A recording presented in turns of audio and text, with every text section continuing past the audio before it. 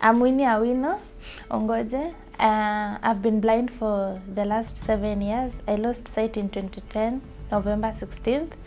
I woke up and found myself blind. Okay, to be a person with disability in our society and community, they take it as maybe it was a curse or you did something wrong. But normally it's just a normal thing. It's just the eyes that can't see, but the mind is okay. Everything I can do for myself. People with visual impaired have gone to school just like the rest of the people. They've been to universities and colleges. They've been skilled and very competent. We can still work and produce a lot towards our economy and nation building. Okay, my biggest challenge is mobility. People with visual impaired, we face a lot of challenges in mobility. For example, when you are late from the matatu and you don't get someone to cross you over the road or to show you another point where you're going, it's very hard. So the only option is just to stay there and wait for someone or call out to people, of which some people don't come, or they just ignore and pass. Most of the time people are in rush, the cars, and also the road is very busy. So when you're trying to cross and there's an oncoming vehicle is coming very fast, they don't respond to your white cane. I don't know whether they realize that you're blind or not. They don't give you chances to cross the road. So that's how you become late and you have to wait for someone still to cross you over. So in some working places or organizations, there are some bosses who understand about visual impairment, and there are some who do not understand. They believe that you have to be on time. Of course, you have to be on time like the others, but they have to understand that there are some challenges that you can't overcome on your own. In banking services, I still have to have a guide, of which when I don't have a guide, the soldiers or any staff of that institution has to help me out, like going to the ATM, because it doesn't have braille format. I can't do it on my own. It doesn't have a software of talking back to me, so I have to be helped. And also when you're entering your PIN, it's dangerous. My name is James Francis. I am deaf. I've been deaf for the last 24 years. One of the problems that I go through every day is communication. For example, part from everyday communication challenge, the problem comes when I get sick. It's very difficult to communicate with the doctor. There are possibility that the doctor can misdiagnose and give the wrong prescription. Some time back, I went to the hospital. At the waiting area, I was delayed a lot because I could not hear my name being called. When I got in the doctor's room, I told the doctors that I didn't have appetite. But the doctor insisted that I had malaria.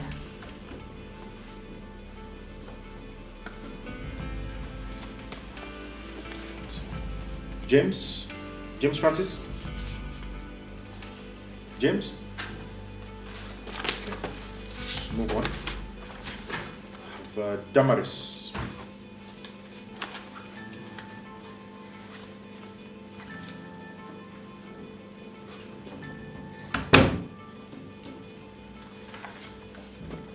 James Francis? James. Where is he? You James? James? Okay. Mr. James, what brings you to the hospital today? Oh, you can't hear. Okay. So what is the problem? Why are you here? Why are you here? You have a problem? Are you having trouble eating? You can't eat? Okay. Do you have trouble? Are you having fever? Fever? Okay. Do you have problems in your chest? Chest. Okay. What about your stomach? You're having problem with stomach? Okay. Are you having pain in your leg, maybe at the bottom? Okay. What about headache? Are you having a headache? No. So James, based on your symptoms, your malaria symptoms, what I'm going to do is I'm going to prescribe for you some malaria tablets. I'm going to prescribe for you some painkillers. Okay. And then you said you don't have appetite, so I think I'll give you some appetizer to help you to build your appetite. Okay. So you take this. Go to the pharmacy, get your drugs. Come back in 3 days, in case you're not feeling it better, and then we will see how to deal with it from there. So you can go get your drugs now. Thank you.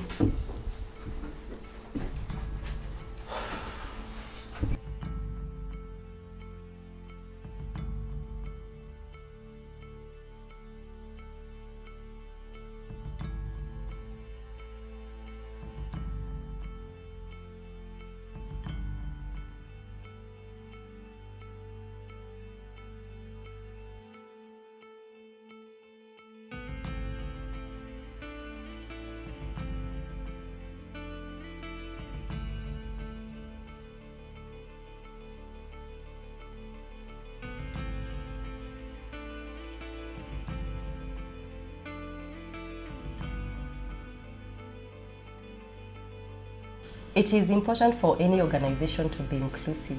The reason being, millions of Kenyans have a disability.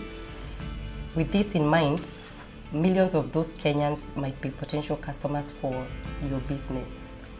Your organization is going to be seen as the go-to organization for persons with disabilities. Persons with disabilities will have word out there that a certain organization has ramps, has accessible lifts for persons with disabilities. For example, Kenyatta University is one of such an organization or an institution that boasts of big numbers of students with disabilities. They admit thousands of students with visual impairment per year. Being an inclusive institution does not just benefit persons with disabilities, but the institution as well. It ensures eligibility for tax exemption for taxable income.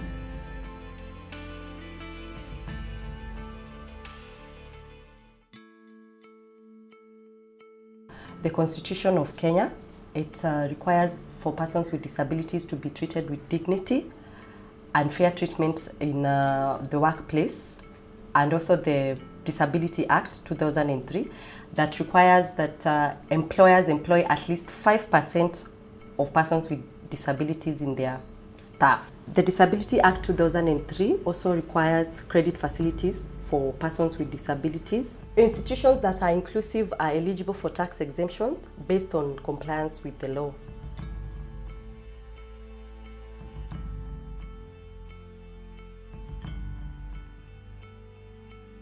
Some of your staff can be taught sign language so that they can communicate with persons with hearing impairment. Another way of making your institutions more accessible is ensuring that your premises are accessible for persons with disability. We have ramps, we have lifts, and we have probably counters that are friendly to persons with short stature. Another way, employing persons with disabilities. Employing persons with disabilities will ensure that if, for example, I have a visual impairment and I get a client who has visual impairment, I will be able to understand what are their needs. I will also be able to train the rest of the organizations on the needs and wants for persons with disabilities. Disability is something we interact with each and every single day. Remember that we are all candidates for disability. Let's all work together to ensure that the lives of persons with disabilities are improving every day.